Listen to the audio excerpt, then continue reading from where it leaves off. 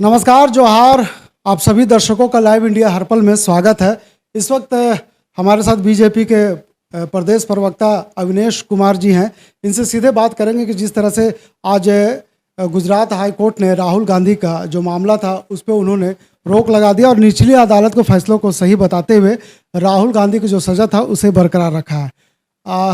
अगर बात करें कांग्रेस की, तो कांग्रेस इस मुद्दे को लेकर लगातार सभी राज्यों में प्रदर्शन कर रही है।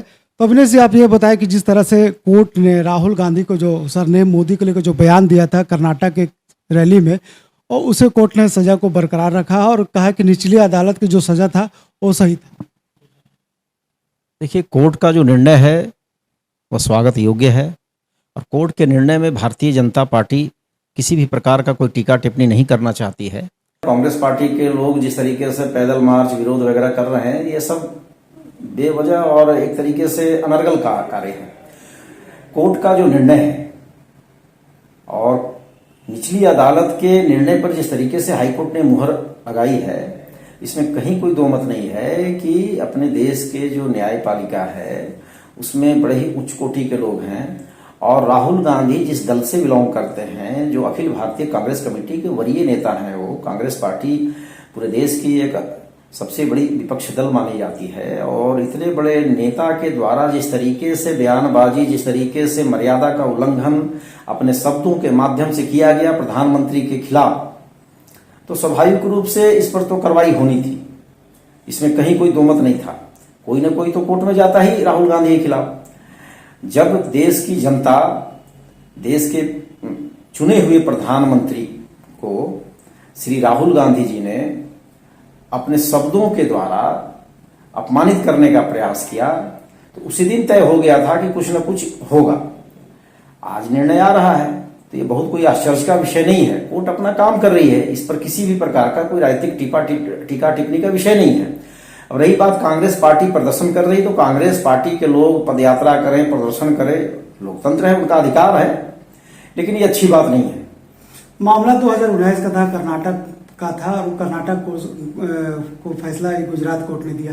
क्या लगता है आपको कि जिस तरह से बीजेपी इस राहुल गांधी को लेकर के मामला कोर्ट में दर्ज करवाया था और कांग्रेस कह रही है कि 2024 के चुनाव को लेकर बीजेपी डर गया क्योंकि राहुल गांधी ने जिस तरह से पैदल मार्च किया था, जो यात्रा उन्होंने निकाला था, उसे लेकर के सत्ता तक पहुंचने में रोक कर रही है? ऐसा कोई बात नहीं है। राहुल गांधी को खुली छूट है। कर्नाटक का एक चुनाव वो जीते हैं और भी पदयात्रा करें, स्वागत है। भारतीय जनता पार्टी अपनी राजनीति करेगी और भारतीय जनता पार्टी राहुल गांधी के ये पदयात्रा और इन सब प्रदर्शनों से कोई धौंसने वाली नहीं है। राजनीति के क्षेत्र में भारतीय जनता पार्टी के नेता ने, हमारे सबसे यशस्वी प्रधानमंत्री श्री नरेंद्र मोदी जी ने जो गरीब कल्याणकारी योजनाओं को धरातल पर उतारा है, देश में सबका साथ, सबका विकास, सबका विश्वास और सबका प्रयास, ये जो मंत्र लेकर उन्होंने काम किया है, उसका परिणाम है कि लगातार बहुमत मिल रहा है। और 2024 में भी भारतीय जनता पार्टी और श्री नरेंद्र मोदी जी सत्ता में आएंगे, इसमें कहीं कोई दो मत नहीं है। राहुल गांधी जी और कांग्रेस पार्टी के लोग जिस तरीके से अनर्गल आरोप लगा रहे हैं न्यायपालिका को लेकर, भारतीय जनता पार्टी दबाव बना रही है, राजनीतिकरण कर रही है, ऐसा कोई बात नहीं है। भारतीय जनता पार्टी को इन सब बातों से कोई लेना देना नहीं है। आप जैसा करोगे वैसा भोगोगे, इसमें कहां दो मत है। आपको नहीं लगता है कि राहुल गांधी और विपक्ष के जितने लोग हैं उसे रोकने के लिए इस तरह का काम किया जा रहा है? क्योंकि लोग कहते हैं, विपक्ष कह रही है कि न्याय बचा नहीं है। जिस तरह से सरकार शासन चला रही है केंद्र में, न्याय बचा नहीं है, न्याय के खिलाफ हर काम किया जा रहा है। क्या लगता है आपको? ऐसा ये इस कांग्रेस पार्टी के इस आरोप को सीधे से मैं खारिज करता हूं कि देश में न्याय नहीं बचा है। आज भी लोकतांत्रिक मूल्यों का संरक्षण, लोकतांत्रिक मूल्यों का सुदृढ़ीकरण जितना भारतीय जनता पार्टी के शासन में हुआ है, कांग्रेस पार्टी का 1947 से लेकर अब तक का इतिहास उठाकर देख लीजिए, किस तरीके से समय समय पर इन लोगों ने न्यायपालिका के निर्णय का चीरहरण किया है। उन सब विषयों पर मैं नहीं जाना चाहता हूं। आज कांग्रेस पार्टी सत्ता से दूर है तो बिलबिला रहे हैं, इनको सत्ता चाहिए। हमारी सरकार, भारतीय जनता पार्टी की सरकार, कोई भी न्यायपालिका हो या कोई भी संघीय ढांचा हो, संस्था हो, किसी प्रकार के कामों में कोई हस्तक्षेप नहीं है।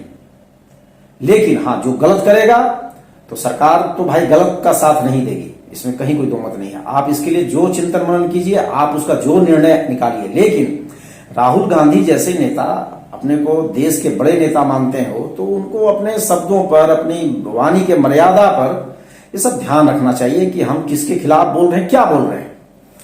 राहुल गांधी अब सर्वोच्च न्यायालय की तरफ मुड़ेंगे, क्या लगता है कि सर्वोच्च न्यायालय क्या फैसला आ सकता है? बिल्कुल जाना चाहिए, हाईकोर्ट है, सर्वोच्च न्यायालय है, स्वतंत्र देश के स्वतंत्र नागरिक हैं, जाना चाहिए उनको।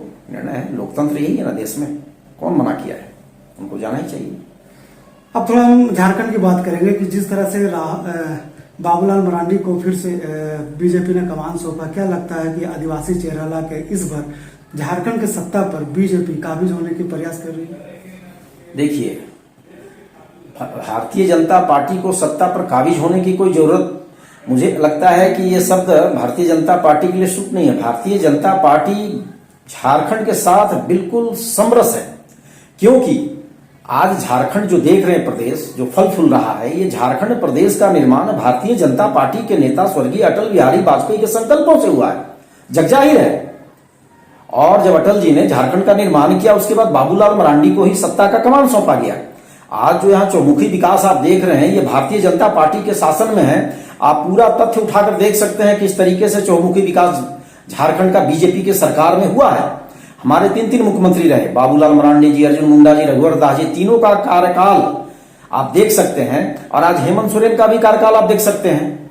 और बाबूलाल मरांडी जी बहुत मंजे हुए नेता हैं, भारतीय जनता पार्टी के कर्मठ कार्यकर्ता रहे हैं, और आज बीजेपी के प्रदेश अध्यक्ष के रूप में आने के बाद इस भ्रष्ट सरकार के खिलाफ और धारदार तरीके से अब हमला होगा, और इस सरकार को बाबूलाल मरांडी जी के नेतृत्व में भारतीय जनता पार्टी के कार्यकर्ता उखाड़ फेंकेंगे। लगातार जो झारखंड के मुख्यमंत्री हेमंत सोरेन, उन्होंने लगातार यह आरोप लगाते रही है कि बीजेपी को आदिवासी चेहरा पसंद नहीं है, लेकिन आज बीजेपी ने प्रदेश अध्यक्ष एक आदिवासी व्यक्ति को बनाया है। क्या लगता है, आप उसका क्या जवाब होगा उनका? हेमंत सोरेन जी को मतलब क्या कहा जाए, मुझे तो कभी कभी हंसी आता है। आदिवासी का कल्याण और आदिवासियों के उत्थान के लिए ही झारखंड का निर्माण भारतीय जनता पार्टी ने किया, हमारे नेता स्वर्गीय अटल बिहारी वाजपेयी जी ने किया। उनको ये समझना चाहिए, कोई सोरेन परिवार की कृपा से झारखंड का निर्माण नहीं हुआ है। सोरेन परिवार वहां पर नरसिंहा राव के सरकार में झारखंड को लेकर क्या किए थे, जगजाहिर है। और सबसे ज्यादा आदिवासी सांसद विधायक देने वाले हम हैं, भारतीय जनता पार्टी के लोग हैं, कोई झारखंड मुक्ति मोर्चा नहीं है। इसलिए ये सब आरोप में कोई दम नहीं है। बाबूलाल मरांडी जी स्वाभाविक रूप से माटी के लाल हैं, आदिवासी नेता हैं और जन जन के नेता हैं। समाज के हर वर्ग में उनकी पकड़ है, पहचान है। झारखंड का कोई भी ऐसा मंडल, कोई भी ऐसा ब्लॉक नहीं है जहां बाबूलाल मरांडी जी घूमे नहीं है, गए नहीं है। पूरा का पूरा झारखंड उन्होंने भौगोलिक रूप से एक तरीके से दौरा किया है। अभिनेश जी, अंतिम सवाल ये होगा कि क्या आने वाला जो झारखंड में विधानसभा का चुनाव है, क्या लगता है कि कितने सीट पर बीजेपी जीत हासिल कर पाएगी? देखिए, हमने आपको पूर्व में ही कहा कि भारतीय जनता पार्टी इस भ्रष्ट सरकार को, हेमंत सोरेन सरकार से यहाँ के नौजवान, किसान, मातृशक्ति बहनें, माताएं सब लोग त्रस्त हो चुके हैं। हम इस सरकार को उखाड़ फेंकेंगे और भारतीय जनता पार्टी एक अच्छी बहुमत की सरकार बनाएगी, एनडीए की यहाँ सरकार बनेगी। निश्चित तौर पर कह सकते हैं ये अविनेश कुमार जी थे, जो प्रदेश प्रवक्ता बीजेपी के हैं। इन्होंने जिस तरह से कहा है कि आने वाली सरकार झारखंड में बीजेपी की होगी, और लगातार इसको लेकर के पार्टी स्तर पे, युद्ध स्तर पे काम चल रहा है। बने रहें लाइव इंडिया के साथ। रांची से अपने सहयोगी दीपक के साथ नौशाद, लाइव इंडिया रांची।